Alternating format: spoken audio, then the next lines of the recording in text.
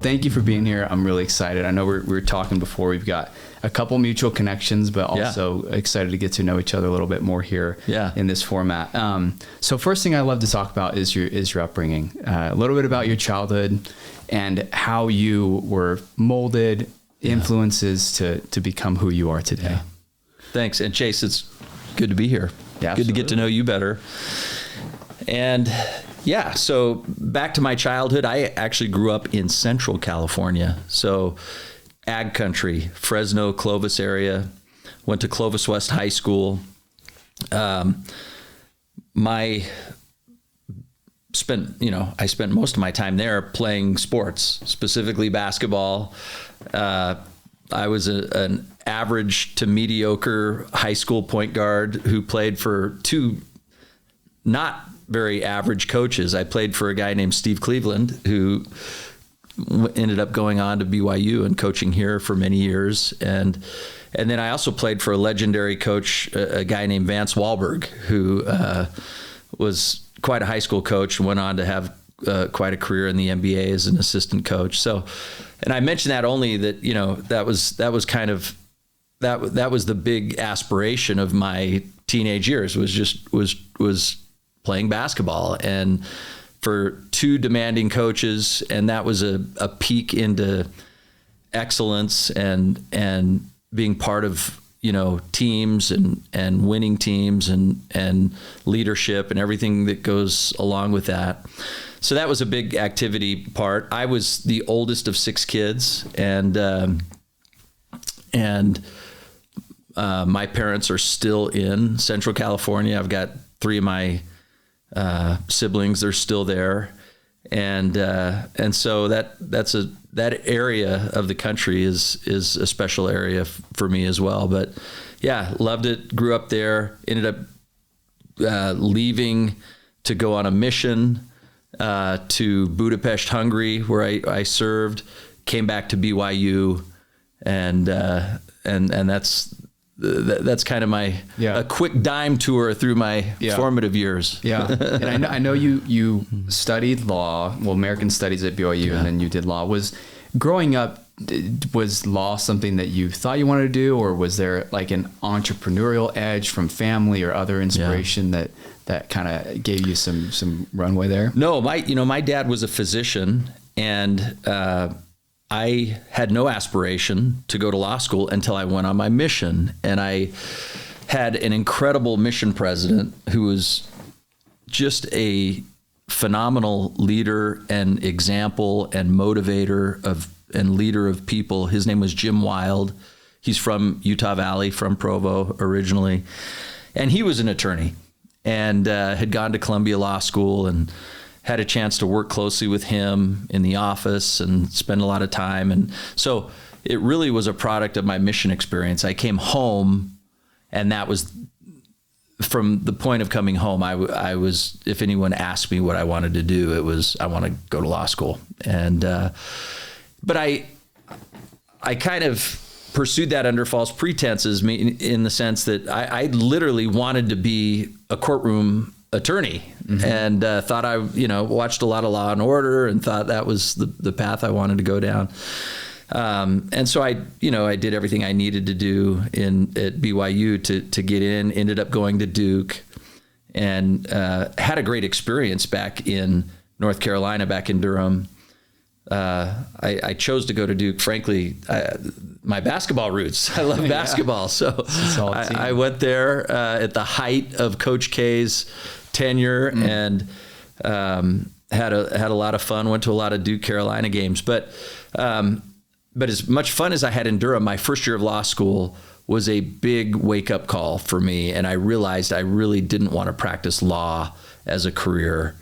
And so I spent the last 2 years of my law school experience really self-pursuing business.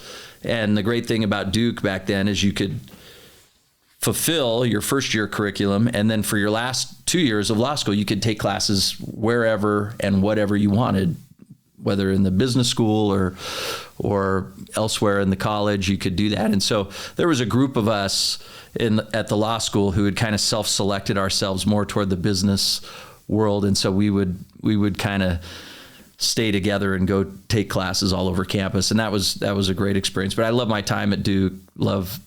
I love the legal education, and I think that there's nothing more transformative to human thinking and analysis and problem solving than a law education. I think it might be the most transformative educational experience you can have in terms of changing how you think. So I wouldn't trade it for the world.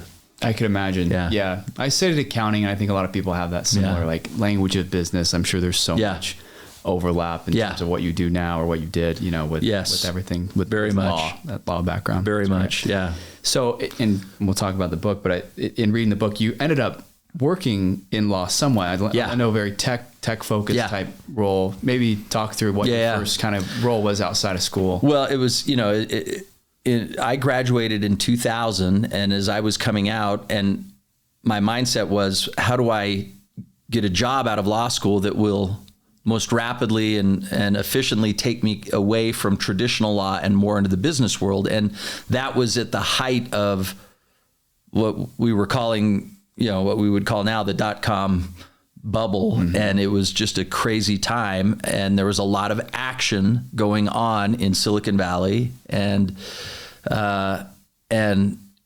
so I ended up taking a job in Menlo Park at a firm called Venture Law Group. And it was right at the vanguard of these law firms that were formed just to work with startups. And this was one of the best, and probably the best in the world at the time. And I was lucky to get a job there. The hiring partner was a BYU grad, so that was an advantage. Anyway, went out there and just had a incredible experience at an incredible time in history to be part of that. And it was nuts. It was absolutely nuts. Anyone who had any idea about anything to do with a .com could get funding and could start a company. And it was really the new gold rush. People were coming from all over the country, and people with no business getting funding, with hardly a business plan, were getting funding. and so I worked with a lot of those entrepreneurs. And it's funny, not funny, but it's interesting. I see a lot of analog now with AI, where and not without merit, a sector is declared to be hot and important, the web, AI, and it kind of creates a gold rush in those sectors. And so, I hear a lot of people now, I get pitched all the time on business plans, like, we're the AI of the classroom, the AI of investment management, the AI of furniture, or whatever it might be. And that was the exact same mindset back in the .com craziness, where it was like, we're going to be the .com of gardening supplies, or in the .com of pet supplies. And so it was a land grab. People were just trying to declare squatting rights on certain content or industries, and declaring them for the web, and just like they're doing now, declaring it for AI. So it'll be interesting to watch. A lot of similarities there, because that's the growth in the AI space has been similar. Incredible. It's been insane. Just and everything surrounding that. And ultimately, though, you did make a pivot into real estate with Cargo Bay. What was the driving force behind that pivot you made? So I started, part of what happened to me is I imbibed this entrepreneurial culture in Silicon Valley and realized that I wanted to be an entrepreneur, and so I ended up starting a company. It was called Cargo Bay, and it was kind of a WeWork for small business. This was well before WeWork, but we were focused on kind of small business, blue collar types of local businesses. So your local HVAC startup, or your stone subcontractor, any of the trades, right along with, a lot of early e-commerce fulfillment type businesses. We had a group in there in our first facility that was selling RC cars, and all these businesses that,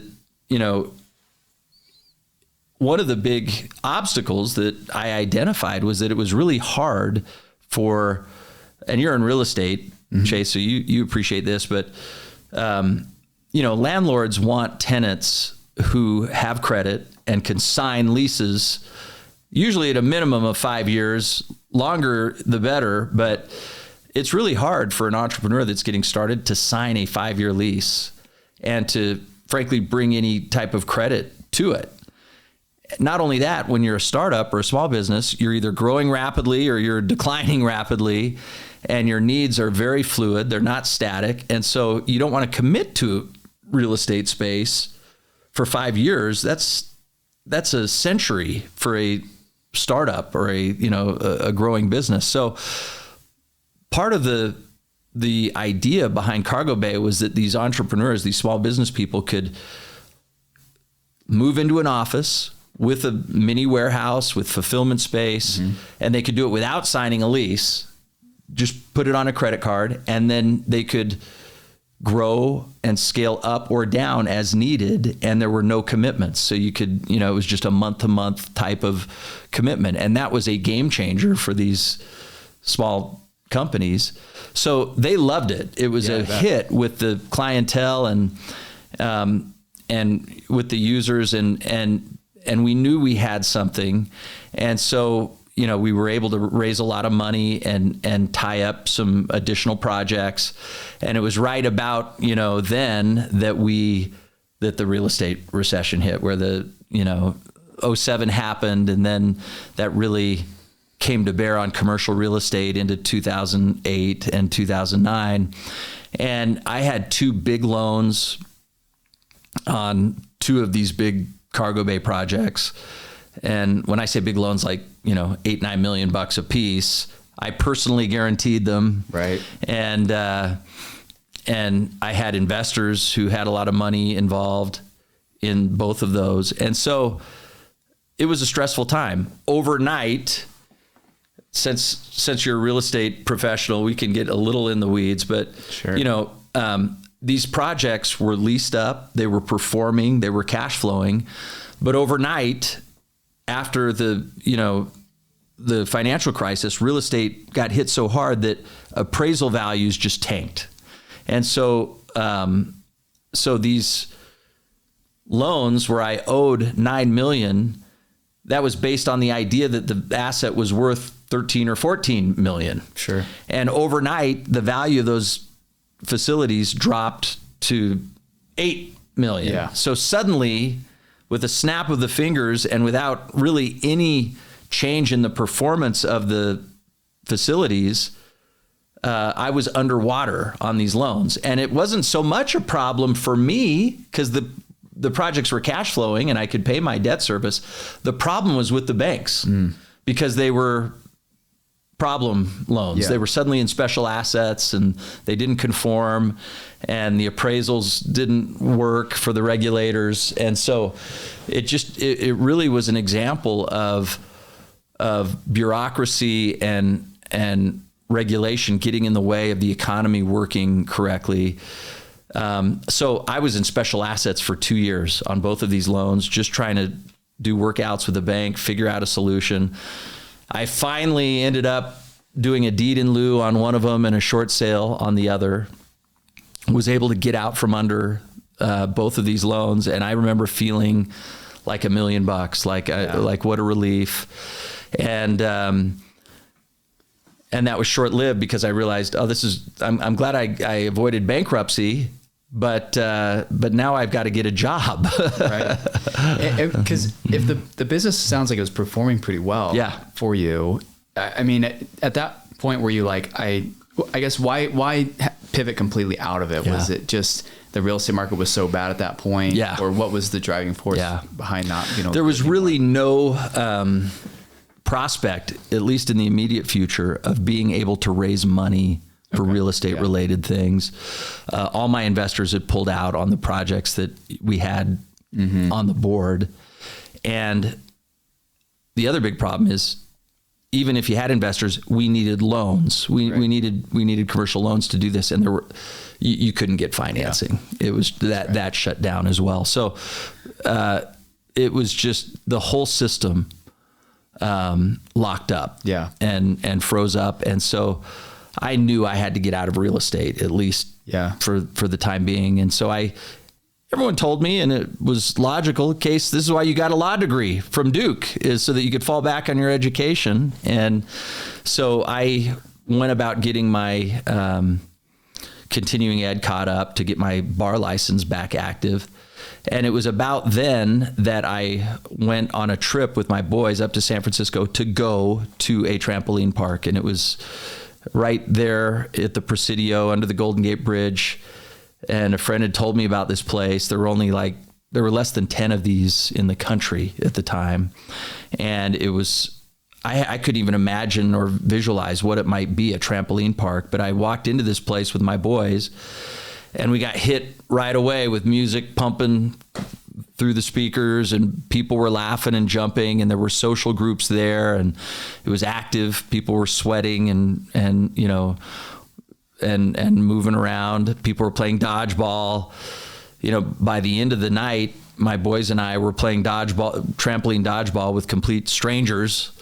And I thought that was pretty interesting. Yeah, it's fun. And so long story short is I left that interaction, and I had the idea or the insight, like, hey, I could do one of these. And the insight was not that it could be a career or a company I could scale. It was, hey, this could be a small business that I could start that could put some cash on the table while I look for a real job. It could be a side hustle and a bridge for me and my family while I looked for a real job. And so that was the mindset that I took into starting the first one, which I did in Madera, California, and opened that in 2011. Yeah, and I want to dive in on that. Yeah. So I guess what do you think made you, when you walked in that trampoline park, you saw the vision? I guess, how do you describe that ability that you had to just walk in and say, hey, because I see new things, new ideas, and I think people have that thought. This could be a business, or this could be. But what do you think gave you that drive to say, I like this idea enough that I can go out and create it or scale it? Yeah. Well, in my case, it wasn't to scale it, at least not yet. It was to create it. And I had been developing real estate, been creating locations, and so I was very practically looking around going, I think I need to get trampolines. I need to get I was kind of mentally going through, the wheels were turning, what the lift would be to get one of these things open. And I realized, this wouldn't be that hard, and I could figure this out. Well, it ended up being a lot harder than I thought, but I think, because I had been entrepreneuring for the last couple of years and been doing it under pretty hard conditions and pretty adverse conditions, entrepreneurship's a muscle that you strengthen and condition and everything else. And so I was in a mindset of looking at things that way and like, hey, could I do this? And I'm glad I was. I'm glad I wasn't so scarred from my cargo bay experience that I didn't give this a shot. And all that's outlined in the book, and kind of my mindset going through that time. Absolutely. And so diving into this first part, because I think, and in real estate too, the first one's the hardest, right? Yeah. Structuring it, finding the site, getting the capital. I'd love to, if you wouldn't mind, just kind of giving the overview of how you got that first one off the ground. So it's really, looking back, it's really a crazy story. I still have an Excel spreadsheet with my budget for that first park. It cost me $430,000 to build this park out. Now, that was $430,000 that I didn't have. And so first thing I did is I found a building. I went and found, it was an old carpet gallery. So it had a warehouse and kind of a showroom is how it had been used previously. And I could envision putting a trampoline park in there. And I also made contact with the group who manufactured the trampolines, and they were located in Utah, in Roy, Utah. And I reached out to them and I sent them some drawings and measurements, and they got back to me and said, these trampolines for this facility, it's going to cost $300,000. And that was $300,000 I didn't have. Mm-hmm. And so I, for a few days I thought, well, this isn't going to happen. It's insurmountable. And then I had an idea. I went to the landlord I was in talks with to rent this building. I'd found the building, but I hadn't signed a lease yet. And so I went to the landlord and I said, hey, usually you would give a TI allowance to a tenant signing a lease. And I like the building as it is. I mean, I'm going to have to spend some money on it, but I think what I'm asking is, instead of giving me a TI allowance, would you instead give me money for trampolines? Mm-hmm.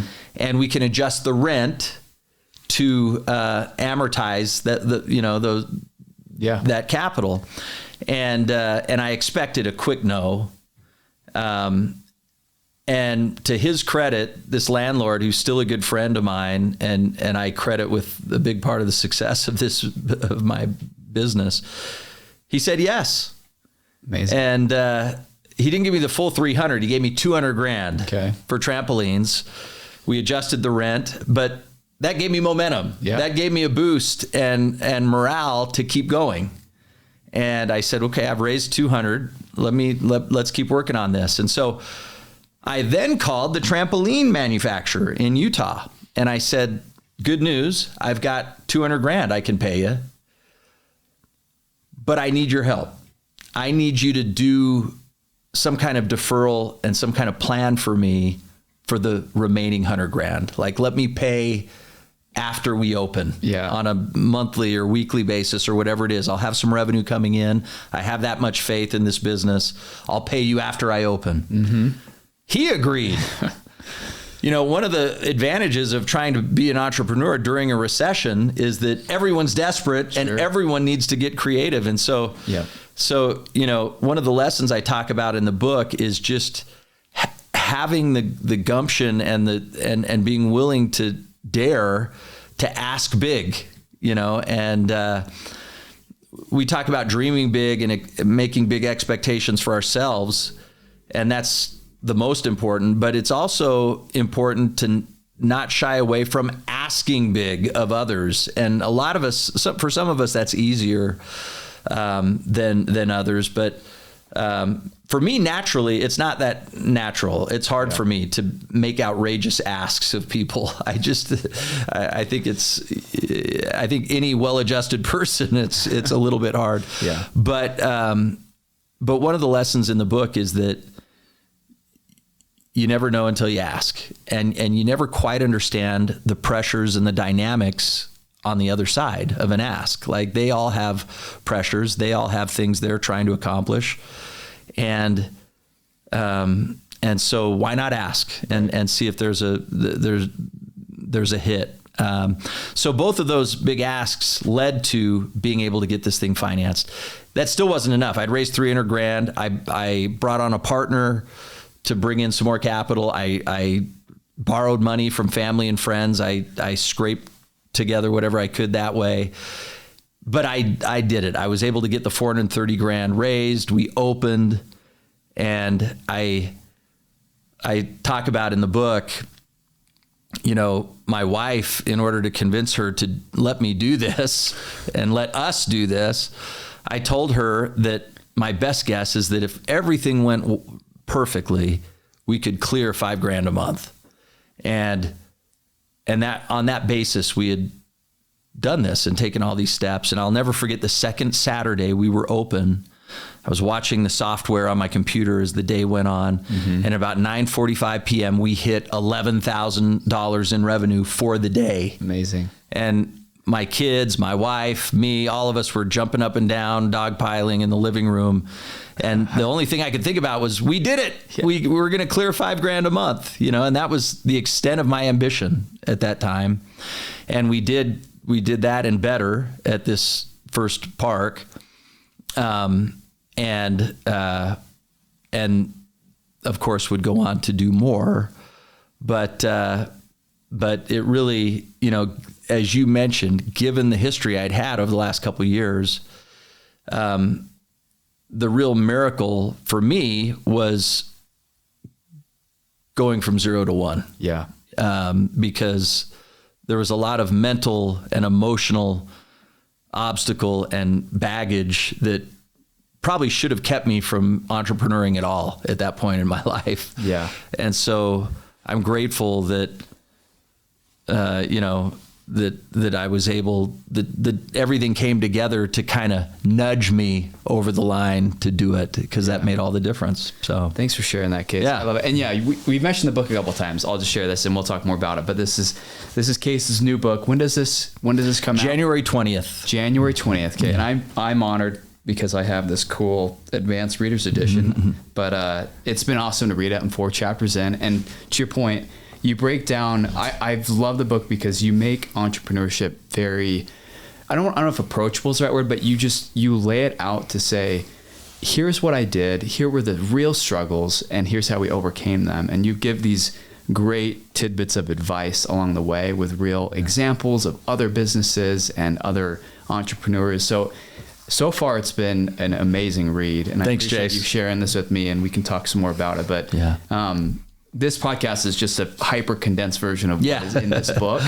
But it's been an awesome read. So thanks, Chase. Absolutely. And then from what I read in the book, it sounds like the second, third, fourth location almost happened not intentionally, but just from organic networking and partnerships, people reaching out. That's exactly right. And my mindset, like I said, was that this was a side hustle while I looked for a real job, and had no ambitions at all of scaling this or doing additional units. And in just a few months, a succession of really serendipitous and fortunate occurrences just came forward that again nudged me to do one more and then to do another one. And, I talk about in the book, it started with a couple who lived right behind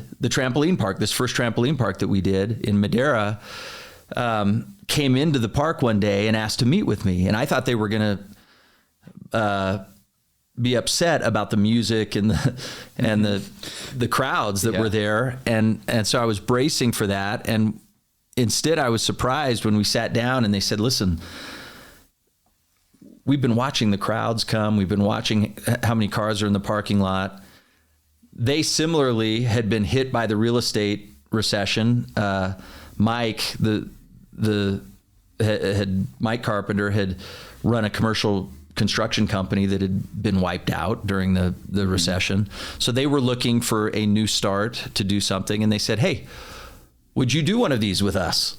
And it never even occurred to me to do a second one. And I said, well, that's interesting. How would this work? And we fleshed it out and kind of agreed that we could do a 50-50 partnership. And they wanted to move to the East Coast. And so they kind of dragged me along to partner with them. And that's how we got the second one open in Durham, North Carolina. And I knew Durham from my time at Duke. But so we opened that one. We had that one open for a few weeks, and I was there, and one of our staff members came back and said, there's a lady here who wants to talk to you. And she came back, talked to me.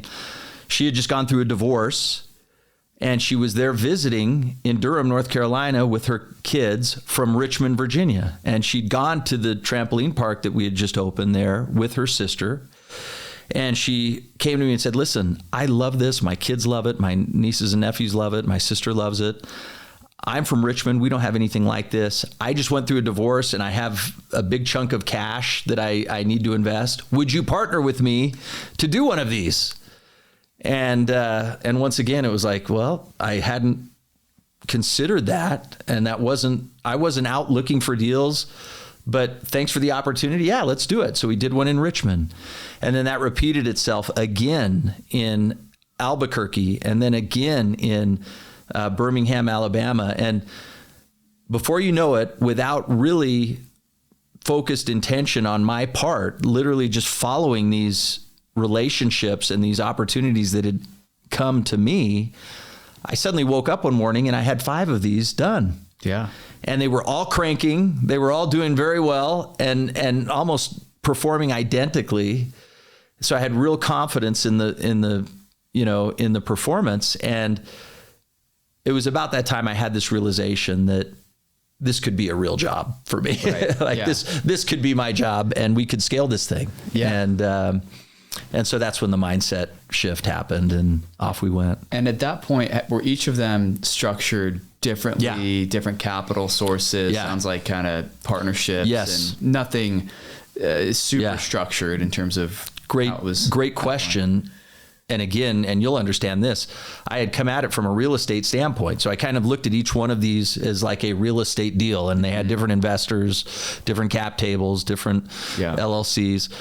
And that's, I had raised angel, each one was kind of a different conglomeration of angel money and private investment. We didn't have any institutional investment at all. So that was 5 we had built just with, angel money. Mm-hmm. And, about that time, someone, I realized that if I was going to scale this thing, I needed to get some deeper pockets behind me. And one of our partners at one of these parks introduced me to the Kerri family in Palo Alto. And they had a family office. Jason Kerri runs that family office. He is an incredible human being, just a dynamo as a person. He's currently a pro pickleball player. There you go. And coach, and is one of my best friends, and just a great mentor and coach in every sense of the word. And so someone put us together, and he took a bet on me. We originally did a little experiment. This was scary, risky ground for an investor. Yeah. I mean, to do trampoline parks back then, everyone was scared about the liability and the injuries for good reason. Sure. And so you talk about visionary capital and investment. Jason Kerri making a bet on me back then was a big risk and a big bet, but he did. We agreed to do 3 and see how it went. And all 3 crushed. And that's great. And that's when Jason came to me and he said, "Listen, let's put a program together that will just allow you to go and grow." Yeah. And without Kerri partners, the whole SkyZone story wouldn't have happened. I tell my students now that the most important thing you'll ever do as an entrepreneur is take the right capital from the right people at the right time. And that was definitely the case for me. Yeah. I really was fortunate. Amazing. Yeah. Yeah. Those relationships are everything. And those early partnerships and the trust you can build. Yes. So pivotal. Did you have any debt on these projects at the time? No. And for 2 reasons. One is, we couldn't get any because no banks were lending on this new weird foreign creature called a trampoline park. Yeah. I mean, it scared banks to death. So, traditional banking didn't want anything to do with it. And then the other piece, to be honest, was that I was still scarred from my cargo bay experience. And so I was really afraid to do any debt. So, for the whole building out of CircusTrix, which is now SkyZone, it was all without debt. Yeah. And I'm grateful for that, but it wasn't on, it was a product of what was available and my own trauma. Yeah, sure. Yeah, that makes sense. Whereas a rational person probably, would have tried to structure things that way. And on the structure, so in real estate, typically what we'll do is we'll go raise for a project. Let's say it's $20 million or $50 million. And we'll bring in investors and we'll say, hey, here's a preferred return to the investors. And then above that preferred return, there's some profit split, usually to the sponsor or the operator. How how did you structure that with Kerri, or maybe even in the earlier ones, as the operator, as the person driving the boat? Great question. So the way I posed it to Peary Partners is that I said, look, I want a true partnership. And to me, a true partnership is the capital is 50% and the entrepreneurship is 50%. Mm-hmm. And that makes sense to me. And the entrepreneurship part of that includes the ongoing operation of the asset, right? And so that was the basis in which we move forward. And it was a very good structure because it aligned our interests truly as partners. And you know, one of the things I tried to do was take that same alignment with the operators, you know, because I would develop these and then I would need an operator to run it. Yeah. And it was important to me that they have skin in the game, that they have equity in the business. They're going to be running this $3-4 million P&L. We're going to drop them in some city in the middle of who knows where, Baton Rouge, Birmingham, who knows where. Yeah. They're going to be alone and be the boss of 50, 17-year-old kids working at this trampoline park. They're the face of the business. They're the marketing head. They're the community face. They are literally running this business. And I've told my team forever that there's no greater training or experience to get as an entrepreneur than by operating one of these parks. It is a whole business education in a microcosm, and you get to do it all. And so it's really hands-on clinical experience as an entrepreneur. And so we would hire these young kids. Yeah. A lot of them from Utah, a lot of them from right here in Utah Valley, and we would drop them all over the globe, and we would give them a piece. And that piece would come out of the entrepreneur 50%. And that was a key dynamic in the early growth of the business. I used to call these guys jet fighters. They were they were Swiss Army knife, do it all, hungry, young operators. And they were the key to growing this business along with that capital. Was this group of operators. That makes sense. That makes perfect sense. Very logical. And from opening of these parks, were they generally just like humming, printing cash? Yeah. Like what are the kind of the economics, like, so cost to build, your average revenue, margins, what does that look like on a park? So the unit economics of action parks, and that includes, kind of the broader term that we use today, because this industry's grown and diversified a little bit, but the unit economics are fantastic. And they were especially good early on because these parks were so new. They were the new thing.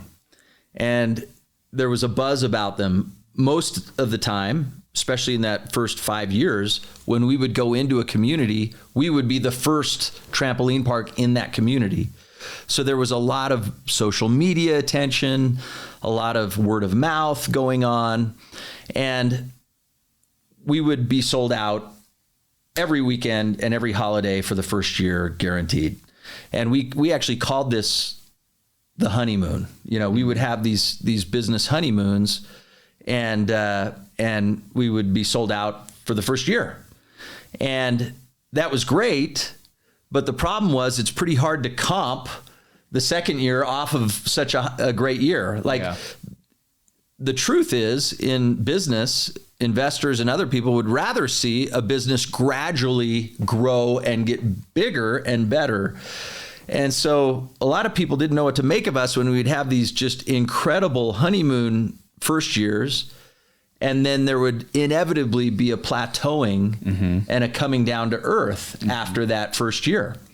And so that was always a peculiar dynamic that we had to deal with. Is we knew the business was still healthy, but it would always come down off of that first year. So we would have these sugar highs Yeah. And things would go crazy, and then they'd kind of settle in for the long term. But even in the long term, the unit economics are very strong, and especially the margins are very strong. You know, one of the great things about being in an experiential business like trampoline parks, and there are a lot of other analogous businesses that have this dynamic, but there's no cost of goods. Once the capital is expended up front to build out a park, you're charging admission. Yeah. There's no cost of good. You know, you're paying $12 a pop to come in, and so the margins are really, really strong. So that's the superpower in the unit economics of a trampoline park, and frankly of any kind of playground or action recreation use, is that dynamic where you're not having to sell widgets, you're literally selling air, you're selling tickets. Yeah. So the margins are really good. That's great. Yeah. And you mentioned like $400,000 to open the first park. Yeah. What does that cost today? That's changed. Yeah. I talk about that in the book. You know, it gradually ramped up, and it was really a product of competition. We would, you know, the first offerings went out there and they were just trampolines. That's what we did too. And then we realized we needed new attractions. We needed new reasons for people to keep coming back. And so we added ninja courses. That was our first big innovation that we added to a trampoline park lineup. And we kept going from there. So we kept introducing new attractions, and those attractions would get more complicated. And so the cost would go up. The other dynamic that drove up costs was it became clear that the bigger you could build these parks, the better the unit economics. Because the reality is you have capacity constraints when you have a physical location like a trampoline park. And those are always especially full on weekends and holidays. And so the more capacity you can have on those weekends and holidays, that's going to drive unit economics. And so we would make them bigger and more diverse in terms of the attraction stack. And that drove the cost up. So today, you know, if you're going to build the latest and greatest trampoline park, you're at 3.5, even $4 million bucks. Yeah. So it's come a long way. It's come 10x from the 430 grand originally. Yeah. And did you guys take cash flow and just make distributions to partners, or did you say, hey, let's take some of this and roll it into the next one? How did you think about that? That was the cool thing early on when we had all these different LLCs and investment groups, is the structure required us really to just push the cash back to the investors, because they weren't necessarily partners on another one that we would go build. Right. So that was really nice. We were pushing these out, pushing the cash out right away. And this was also the Obama accelerated depreciation was still in play. Yeah. So almost the entire cost of building one of these trampoline parks was, you know, equipment.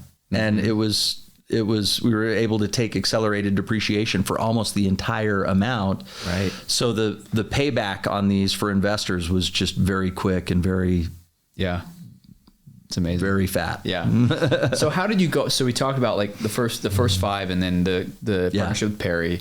How did it go from there to SkyZone? I mean, where you were having, you know, all the locations. It was soon after that we created a company, and it was called CircusTrix, based here in Provo. And we started hiring people and began looking at this as a, you know, operation of scale. Let's get the best people involved, and how do we grow this and do as many units as quickly as we can. And so that was just a whole new era for our business and our company. And we were at the height of that. We were doing, you know, we were opening sometimes 2 parks a month at that time. And that's the speed we were growing at.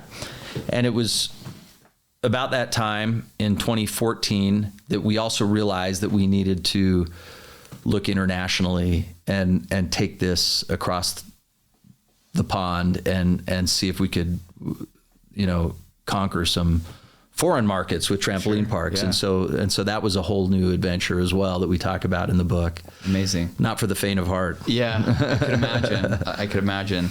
And did the relationship with Perry take you through to 300-ish locations, or was there other equity? I read Palladium, franchise model. Yeah.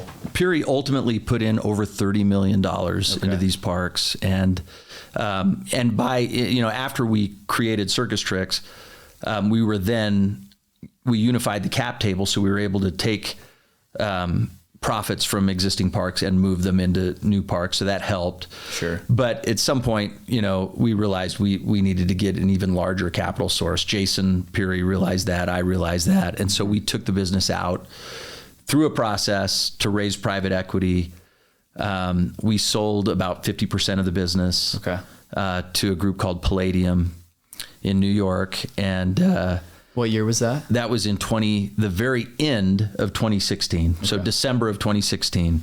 And not only, and the real drive there was to bring in deeper pockets for expansion. And they did. So Palladium did. They brought in capital. And not only did they bring in capital to develop organically more new parks, they also brought in a whole new possibility for us. And that was the acquisition of other competitors. And so we were the first trampoline park company in the world to get private equity money. And we took full advantage of that. We took that head start, that lead, and we took it and we bought our two biggest competitors, a group called SkyZone, which we even took on their brand here eventually, and then another company called Rock and Jump. And so we bought those two brands. With them, we acquired a franchise platform to continue growing through franchising, which sped growth. And we did a bunch of smaller acquisitions as well. But then the big new business field that it opened for us was to do acquisitions, and that was a huge boost to growth. I bet. And were you rebranding or keeping the individual brands of these? At that time, we were still keeping the original brands. And then here, several years ago, we embarked on a project to unify the brands under the SkyZone brand. Yeah. And we did a lot of research about that and what brand to use and the value of doing that, because it cost a lot of money to rebrand these parks. It's not a light endeavor, both in lift and in cost. Yeah. But it became clear that was the right thing to do for the value of the company. And so now we are unified. We're all SkyZones, all these units. But it was not always the case. And these were all cobbled together in various ways through individual one-off development, but also through acquisitions of other big portfolios of parks. How much of the portfolio was franchise built versus owned and operated by the company? It's about, it's right at about 2/3. So about 1/3 are corporate owned and operated, and then about 2/3 are franchise. Got it. Yeah. And is that franchise model still exists today? Yeah. Okay. Yeah. So if somebody wants to sign up, they've got to have the net worth, the balance sheet, liquidity. Yeah. Be able to put up $3.5 million to build a park. Yeah. Go find a lease. Exactly. Get all the build out. I'm sure there's a lot of oversight from your team or from the SkyZone team that. There's a lot of oversight, a lot of value in the form of an insurance program. Yeah. It's really hard for a one-off operator these days to get insurance. So by going through SkyZone, we have a really good insurance program that we can guarantee to the franchisees. So it's a great value offering. The profile of the franchisee has changed a lot. Okay. Because as you can imagine, the kind of franchisees that existed early on in the trampoline park industry, when these cost $1 million or less than $1 million, you'd have your local doctor or your local partners, lawyers, or just local business people. Now, as we've grown, our franchisees are a little more corporate. They're larger groups with pockets behind them. And so that's just the nature of kind of a maturing franchise system. Yeah. And would you say the field is still green? Are people opening these up like crazy still, or as competition limited where you can grow and where your franchisees can grow? let me answer that this way, because it's a point I make in the book, and I really feel strongly about it. One of the great things to witness about building a company in a new industry in America that didn't exist before is this incredible witness of American entrepreneurs filling white space. Like, once it was clear that people liked these trampoline parks, watching how fast American entrepreneurs filled that white space all over the country. I mean, it is miraculous, and it's a credit to our system and the freedom here and everything else. But yeah, early on, I mean, that white space, the map was completely open. Mm-hmm. Now, when I was first doing parks, I was looking for markets that had 1 million people, MSAs, metropolitan statistical areas of 1 million people that didn't have any competition. Mm-hmm. And that gradually went down, So today, if you can find a metropolitan statistical area of 200,000 that doesn't have one, that's a great opportunity. Yeah. So the white space has certainly shrunk, but these things, if operated well, can still do very well. Got it. Because I drive up and down I-15 and I see the Airborne, the SkyZone. Yeah. You've got different Ninja Kids. Yeah. And these other the Ninja Kids guys are old CircusTrixers. They're my buddies. Because Casey Baugh had those guys on. Yeah. Like, really cool story. Love those guys. They gave you a ton of credit. Well, I love them. Yeah. They seem like really great guys. Makes me proud. I should have them on here. You should. They're a great cool story. Yeah. So if someone wanted to start a trampoline park or like a Ninja Kids type concept from scratch, maybe not in the franchise model, what advice would you give them? Or could they do that today and be successful? Well, it's a lot harder. Obviously, you need a lot more capital. You got to figure out how to get insurance. And so there are some obstacles now to just, local entrepreneurs doing it on their own. So there's a lot of value add of being a franchisee, but you can still do it, especially for new concepts. And I've seen it happen. I've seen it happen here in the last couple of years. There's some new concepts popping up. There's the slick slides are kind of a hot thing now, and we're seeing those pop up. I think what is exciting is that action entertainment is here to stay, and trampoline parks really, really forged that segment. And you're going to continue to see new concepts within active entertainment pop up. There will always be the new thing, because people are hungry to do new things, to have new experiences. And so, we live in an economy where people can afford, frankly, to pay for experiences, to do things, not just to buy things, but to actually do things. And people who can provide fun things to do, that's really, there are going to be plenty of billion-dollar companies in the future in America that do that. So it's still possible. But you got to have some kind of innovation now. You got to have some way to compete, because there now is a full built out mature industry. Mm-hmm. And like any other industry, you've got to be disruptive. You've got to have some reason why you can compete with the existing industry. And so it actually requires a different kind of innovation now than it did when we were building out the industry, because the innovation now is, how am I going to compete with these other competitors that are already in place? How are we going to stand out? What is the insight that's going to lead us to be different and better? And it's more about creating a better mousetrap now than it is of coming up from scratch. Yeah. Like we were back in the day of like, what in the world else can we put in these parks? Right.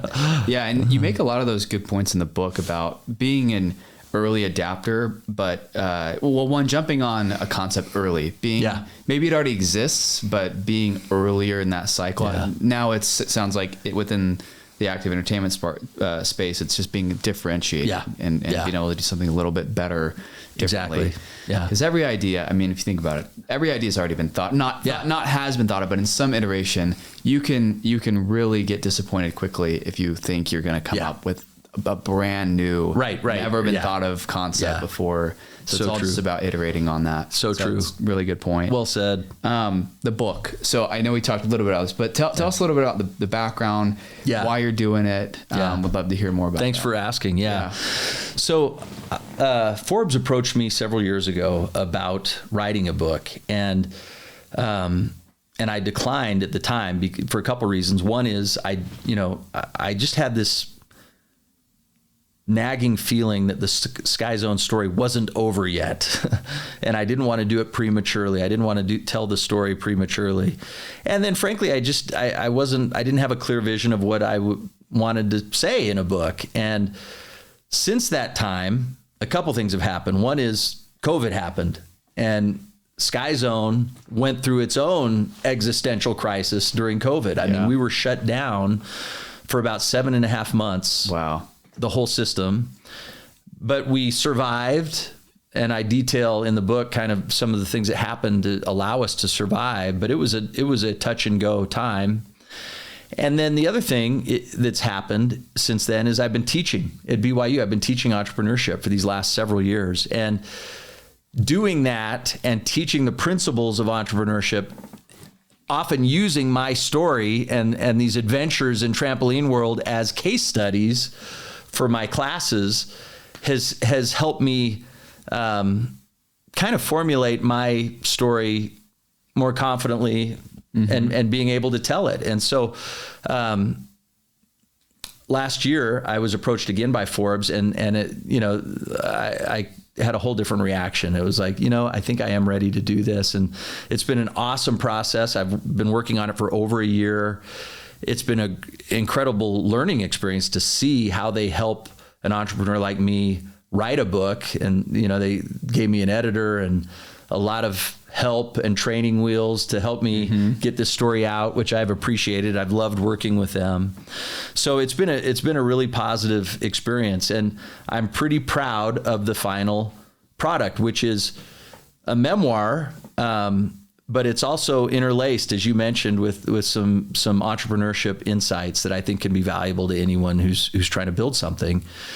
The final reason I wanted to do it, and I think it's important, is I've felt a nagging responsibility to record some of the history of the early trampoline park days, because this is a new industry in America that's not going away. It's going to be here, and those of us who witnessed it and were on the ground floor of it have a responsibility to kind of record and document it, both for other entrepreneurs and for the industry, and also for my own family. I wanted my kids and grandkids to have these stories somewhere. So that was the motivation to do it, and it was a really gratifying, creative experience to actually do it. So it's not easy, but I would recommend it to anyone who's thinking about it. I mean, it's really a satisfying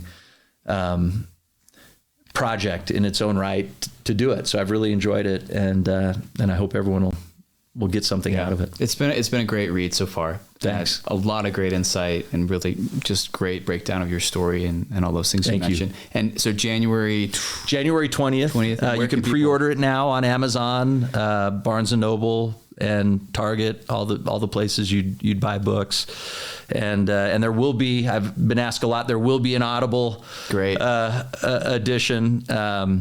So that's coming as well for those who listen on Audible. But I hope there's something in it for everyone who is interested in entrepreneurship or trying to build something. Absolutely. Last couple questions, because we'll wrap up. Just so in terms of your role now, what does that look like? Yeah. So I actually stepped away from the board. I stepped away as CEO in 2019, right before COVID. I stepped away as vice chairman of the board here in December to finish out the year last year. So I'm no longer day-to-day and no longer on the board at SkyZone. I'm still the largest individual shareholder of the business. And in January, I took a new role out at This Is the Place in Salt Lake. So I'm managing that park out there. It's a state park, living history museum there, and I've had a blast doing that and taking some of the principles from the book and from my SkyZone experience and applying them at This Is the Place has been really fun. That's great. And then I'm still teaching at BYU as well. Cool. Yeah. And I did want to ask with the success that you've had and some of, I'm sure the monetary benefits that come along with that, how have you thought about investing or building kind of that legacy? I think you have the Lawrence Capital group that you're working on, but how do you think about investing? What's exciting for you outside of maybe SkyZone? So it's really interesting. I think one of the things that I've realized about myself is that I am much more of an entrepreneur than I am an investor by temperament, mindset, and everything. And frankly, I don't think I'm a very good investor.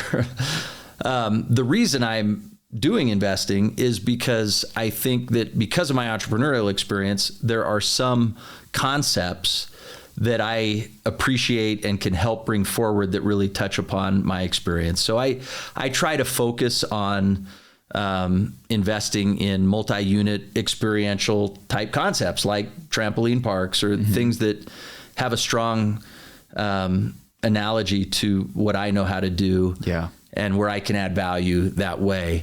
And then the other thing is I just feel like, look, I feel so lucky and fortunate that SkyZone has done so well. I feel like I won the lottery, the entrepreneurial lottery, the risk lottery, in it succeeding. And there's a lot of just good fortune and luck, frankly, that goes into that. And I've taken a lot of risk to build that. So I don't want to take that same kind of risk now with the capital I have brought in through entrepreneurship. And so I try to direct a lot of that toward real estate and things that are a little more safe, I guess we'll say, compared to trampoline parks. Sure. And a little more stable and that's been my approach. Makes sense. So, That's great. Well, there's a lot more we could go into. Want to be sensitive to time, but the last thing I'll ask Case, and I ask this to a lot of my guests, but when you think about success and how you define that in your life holistically, how do you define that in your life? I think a couple ways. I think there's a couple different metrics that I think about. I ascribe first and foremost the idea that, the success I'm most interested in is my success as a husband, a father, and the culture that, I've created with my family and where that stands and how much joy that's bringing me. So that's the first thing.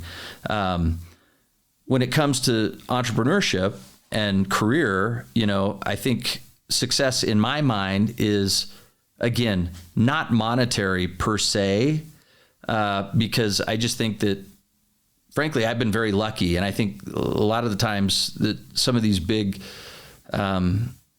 exits and lucrative type of entrepreneurship liquidity events, there's a lot of luck in there. And to me, success more so, I've come to measure, is about having the freedom to do and create what I want to do and create, to work on what I want to work on, and have the agency to be able to really do what I want to do. And so I think that's the greatest luxury anyone can have, is having enough success in their career where they have the freedom to work on what they want to work on. So I can do that. I'm grateful for that. That to me is the biggest measure of career success. And then I feel a stewardship to use that freedom to work on cool stuff and stuff that can make an impact and make a difference. So that's what drives me. That's how I measure success. There certainly has been some financial success, and that's just a fortunate product of being in America in a time when entrepreneurship is rewarded in such a lucrative way as it is. What a time to be alive and to be an entrepreneur, That's right. And so, anyway, that's kind of my jumbled answer on success. I love it. That's a great way to end. Thank you so much for your time, Case. Chase, thanks for having me. Get to know you're a good host and a good questioner. Thank you so much. Yeah, those listening, go get Case's book, January 20th, off the ground. And I'm excited to finish it myself. Thanks, man. Thanks again for being here. Appreciate here. it.